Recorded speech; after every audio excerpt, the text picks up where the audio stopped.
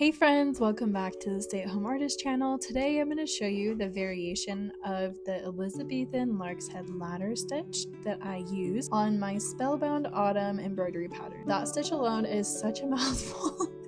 But if you haven't checked out my beginner tutorial on that stitch, I recommend checking that out first because it will give you a better idea and better footing for how to do this stitch before you go in with the variation. So I'm beginning the stitch just as I normally would by creating the buttonhole loops on my baseline. So I'll go ahead and do that. Then I'll meet you back at the variation in just a second.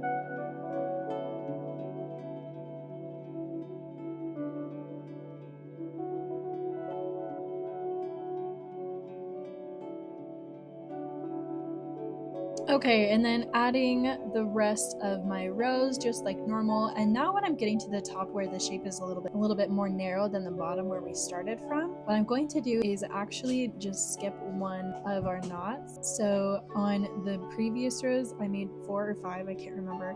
On this row, I'm just making 3, so I just skipped one of them. And it's really just up to you how many you want to skip, how full you want it to be.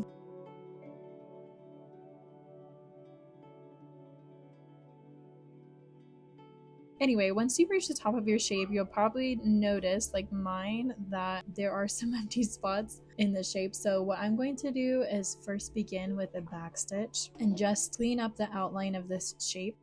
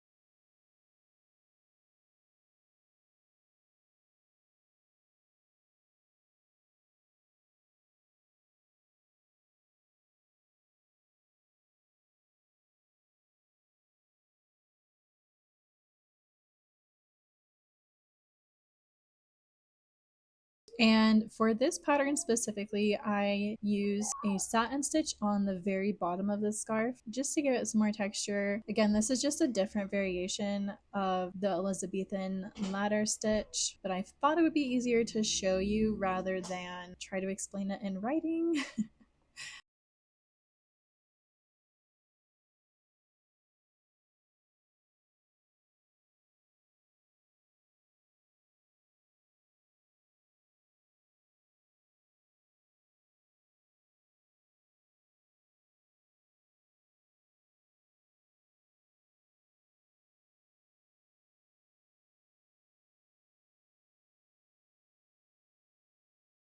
So anyway, I hope that was helpful, and I will see you again next time. Thanks for joining me today.